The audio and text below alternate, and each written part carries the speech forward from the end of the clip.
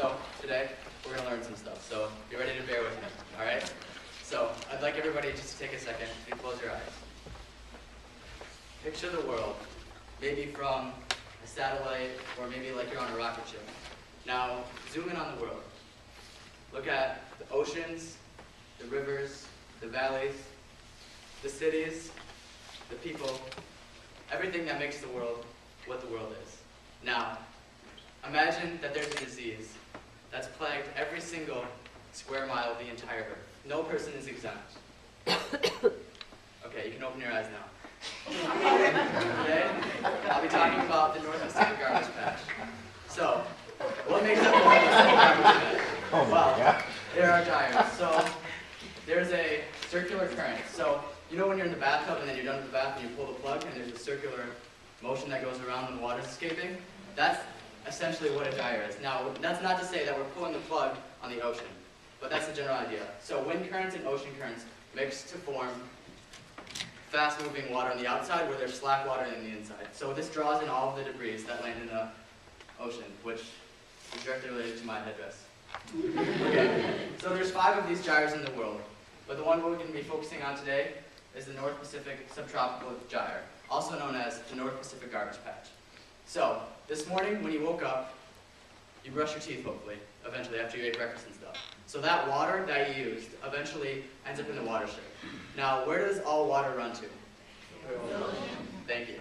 Alright, we have some more smart people in the room. So, 280 million pounds of plastic is produced annually. So, 50% of it ends up in the recycling plants where it's supposed to be. 40% of it ends up in landfills. Now, this isn't good, but then 10% of it is left unaccounted for. Now, what happens to this plastic? Well, people that monitor plastic movements and researchers are wondering the same thing. They're left scratching their head. So this headdress is made out of all of the reusable plastic, or disposable plastic rather, that I have collected in the past week. So this is stuff that I either found on the ground or had in my lunch that I would have thrown away. And this is after I've already been cutting down on plastic. And there's other articles that I didn't exactly get to attach to my headdress. But you get the picture. So, what's the problem with plastic? Well, not all plastic is bad plastic. Because the computer I'm presenting on would not be possible without plastic. The car that I drove here this morning has plastic in it. And plastic has opened up many avenues in the medical field, let's say. But the disposable single-use plastics are the real problem. This is the plastic that tends to be lightweight. You have your plastic water bottles, your plastic spoons, your plastic bags. These are the real problems, because once you're done with them, you can toss them out without thinking twice about it. Now, these are the ones that end up in the watershed, and then where does all the water run to? All right. So, plastic is inorganic, and it's not supposed to be in the ocean. So plastic is made from oil, chemicals, and dyes, much like gasoline. So it's all cooked up, and then it's made into plastic. Now, there's 7 different types of plastic, but that's a different story. Plastic cannot be broken down into simpler components through biodegradation because of its structure, but I'll get on that later. Instead, once plastic gets into the environment, it's broken down by a process called photodegradation. So imagine you have a glass bottle in your hand and you throw it on the ground, and it shatters into a lot of little pieces. Now that's essentially what happens to the plastic. The chemical structure is not changed at all, but there's just little tiny fragments of this plastic. Now, it cannot be broken down because the microorganisms, this little bug here, that's the idea, cannot break it down because of its molecular structure. So this picture of plastic spaghetti, that's what plastic looks like at a molecular level. It's really long chains called polymers, and microorganisms cannot break it down. So because of this, the plastic that enters the gyres will never leave them. So the only plastic that doesn't exist anymore today in any form has been incinerated. That's the only way to get rid of plastic. So the 28 million pounds that is unaccounted for just compounds annually. So the effects on plastic. These tiny little pieces of plastic are called microplastics. Now, they have the interesting tendency to absorb and release chemicals. Now you might think, well that's great, it'll just absorb all the chemicals in the ocean, right? Well, that is a positive, but it's also a negative. Because these plastics are dispersed with marine life, and once they can also be mistaken for food. So this here is a demonstration of plastic soup. So this is a ruler right here, and these are centimeters. This is biotic marine life, and this is plastic. Hard to tell the difference, right? Some fish would agree with you. They could talk to you. Because they mistake plastic for food on a regular basis. Now, there are many species of fish that have been studied, but there's also a number of species of fish that can't be studied because it's hard to find a focus group and make conclusive evidence. But we know from biology that as we work up the food chain, from small fish to bigger fish, the toxins, good and bad, the chemicals rather, good and bad, are increased by an order of magnitude as they go up to the food chain. So the small fish eats plastic. The medium-sized fish eats the small fish, which is eating plastic. And all along the food chain, fish can digest plastic. Now, what happens to this plastic? Well, once it goes inside of the fish, in the same way that your body excretes nutrients into your body, they can excrete the chemicals out of the plastic. Now, research is being done currently as to the effects of what these chemicals can do to our human bodies when we eat the fish. But chances are, lots of plastic chemicals and harmful chemicals that are known to cause diseases are not going to be good for human health. So, reports show that 136 marine species have been reported to be entangled by plastic. So you have your typical sad music video with the animals, save the animals.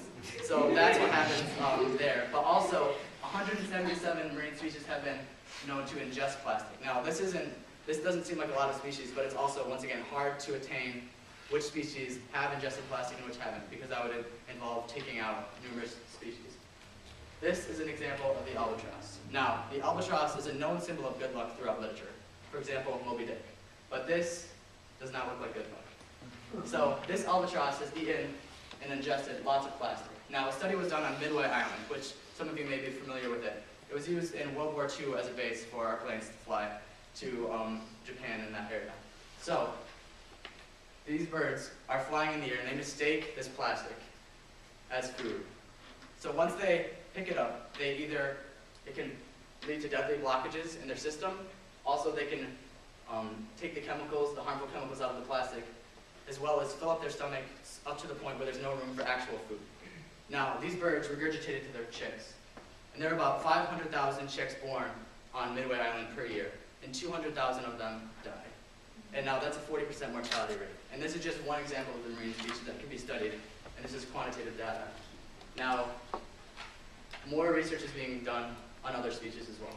So, how can we stop it? Well, cleaning up the plastic, it sounds simple, right? Wrong. Captain Charles Moore, he's the founder of Algalita.org. I'll get to him later. He's been doing about a decade of research on the North Pacific garbage patch. And he says that people ask him the same question, why can't we just clean it up? He said, it would be like vacuuming the entire area of the United States, except for the plastic, like I talked about earlier. So picture a plastic suit. So try to imagine getting out plastic from water up to 30 meters deep. So that's 100 feet.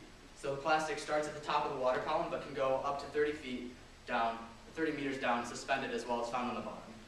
So, and this isn't even touching on how much harm it would do to the environment, because it's such integrated. In some places in the deep ocean, plastic outnumbers biotic life, such as zooplankton and phytoplankton. That is the lifeblood of the ocean.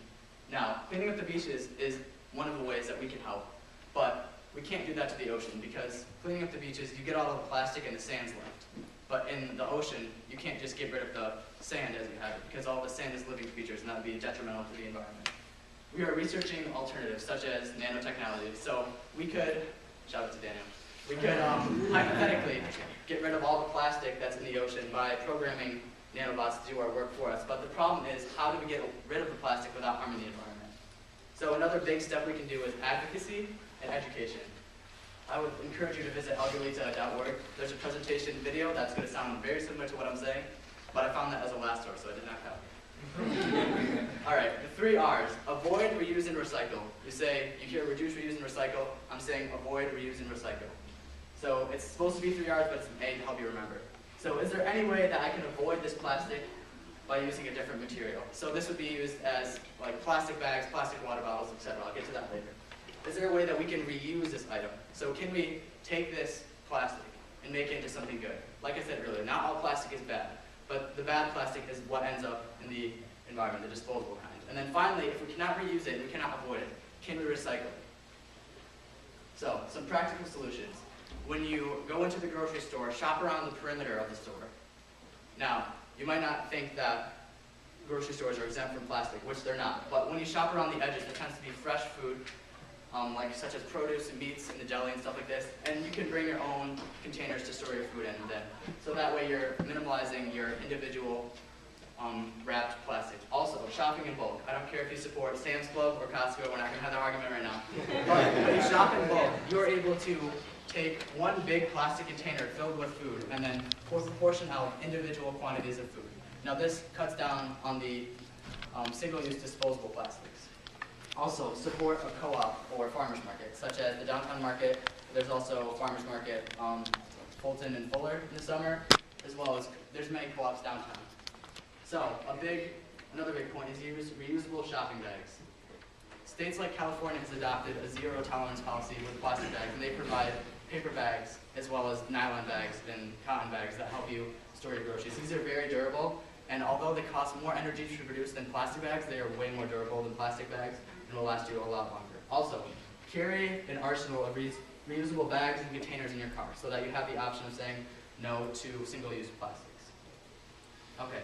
So, we go to a Christian school, so I can ascertain that most of us in here would care about what God has to say about this. So Genesis 1:26, the first chapter of Genesis, talks about God creating the world. So then he creates man in his own likeness, and says, he puts him over the birds of the air, the fish of the sea. Sound familiar?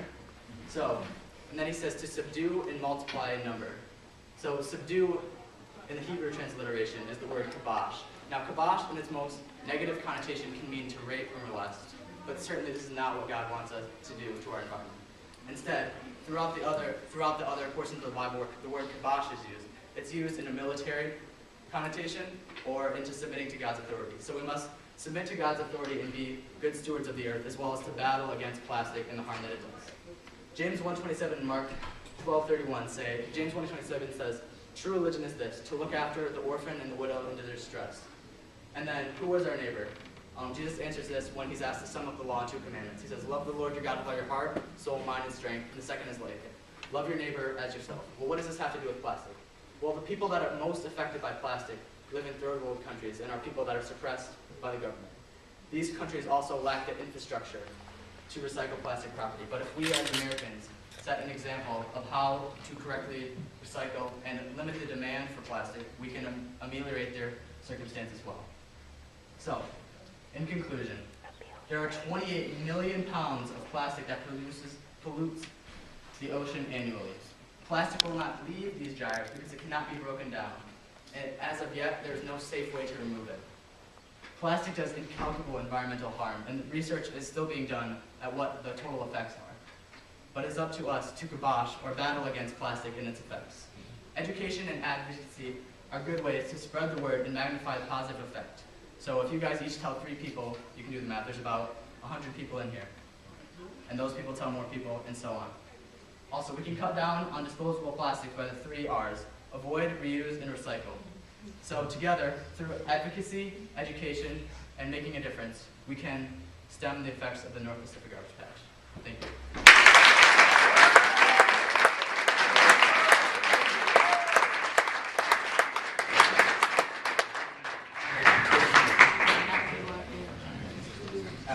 You said that there is no safe way Yes. to get the plastic or the garbage out of the garbage patch. Is there, regardless of that, are there any people that are trying to get out right now, Yes. even if it is like an unsafe way, and do you agree or disagree with what they're doing? Okay, so there's this operation called Project COSME, I believe how it's pronounced, and their idea is to take this plastic and transform it into biofuel, or biodiesel, my bad. So their idea is to take all the plastic out and use the energy in it to create fuel. Now, while this is a good idea, it's still very harmful to the environment, because even when they're collecting samples for their research, as you saw, there are many other organisms that get caught up in the mix.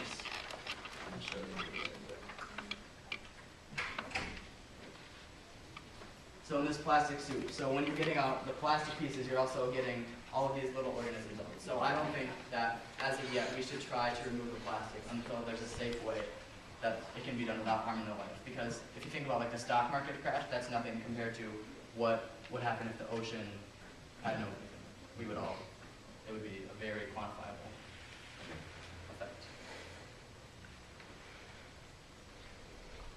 Mr. Bell. Is there anything on the national policy level? I was interested that Yes. you didn't go much after that, but, so, you know, the fact that some states you have to put a deposit on it. Sure. That might help. But any sort of national level policy. Yeah, so the United Nations Environmental Program is where I got a lot of this information about how many species are entangled, as well as how many have ingested plastic. And they're trying right now, an organization called MARPOL.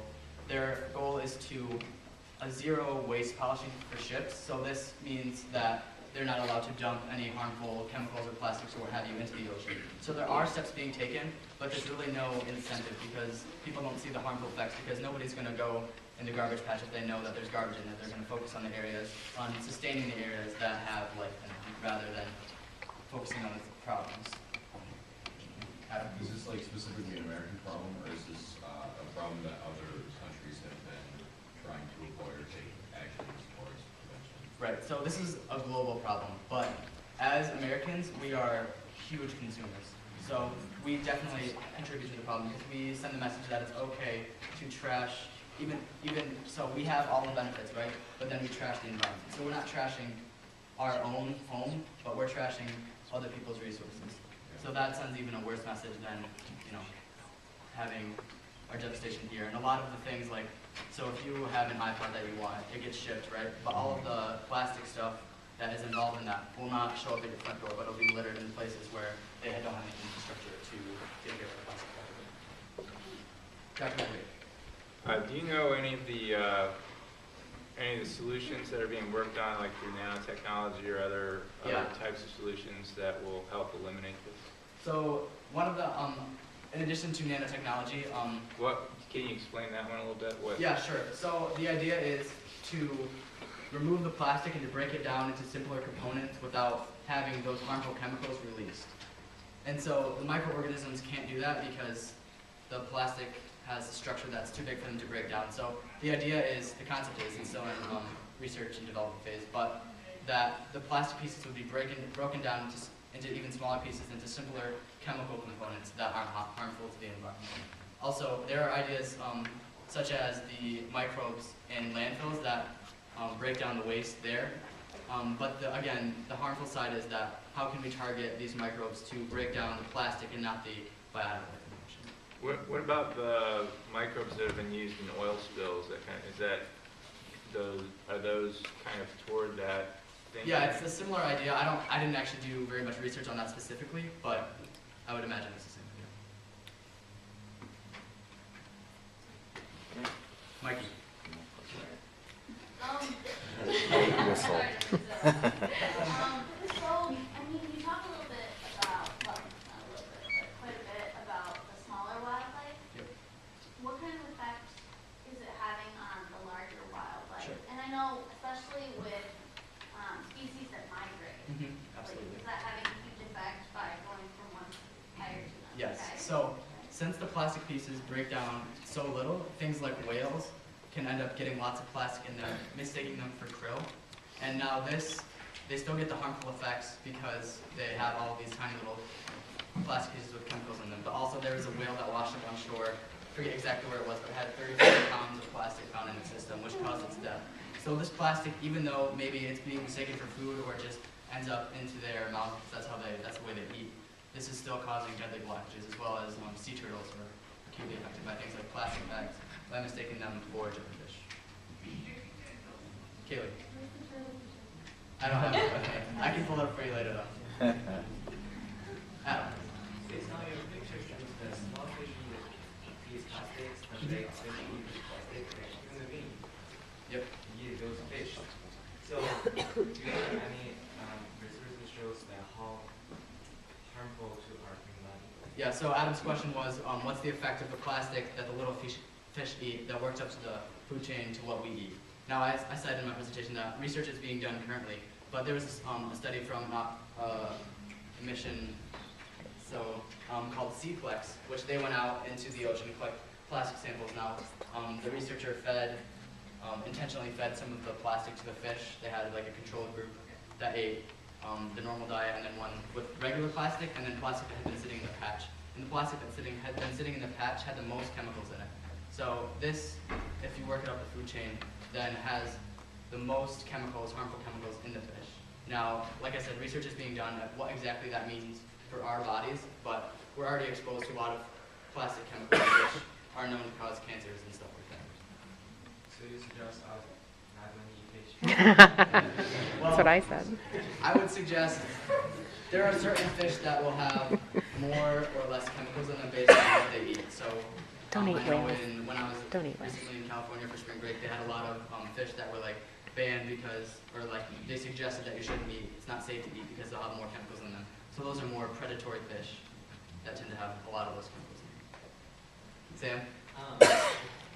You were saying at the beginning like the disease and stuff too, and I know it's really hard. Like I recently moved back from California where I wasn't using any plastic bags or anything. I always brought my own reusable stuff.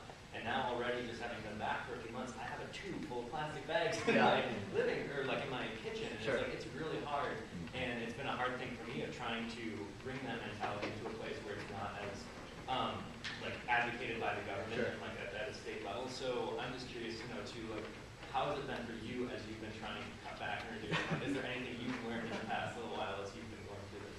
Well, this is one example of what I've done. I have some work to do for sure, but I have been, so instead of using plastic bags to wrap my sandwiches in, I've been using containers. That's one way as well for like my carrots that I eat during lunch, because I eat carrots a lot. Carrots. Anyway, I also keep those in a container, so that's 2 bags per lunch, and as well, next time we go to Sam's Club, Mom, try to get a lot of chips, and then we'll work on doing those individual non-plastic containers. And also, I think that because California is so close to the North Pacific Garbage Patch that it's direct correlation. But in Michigan, maybe we don't think about where all of our trash goes. Now, maybe it doesn't make it into the North Pacific Garbage Patch because it's on the other side of the continent. But we do have one in the Atlantic, and as well as Lake Michigan, the 5 Great Lakes, which are 1/3 of the world's fresh water, and that's a very, very important asset that we should keep sustainable. Did you have a question? I was going to ask if there's anything like this in our lakes. But Yeah, so I hear a little bit about the microbes or the microbeads, the little plastics in like your shampoo and toothpaste that end up in the in Lake Michigan watersheds. Now, these have effects on the tiny levels of the food chain, but that's not my senior project, so I can't offer a whole lot of insight on that. all right, thank you. No problem. Any more questions? All right.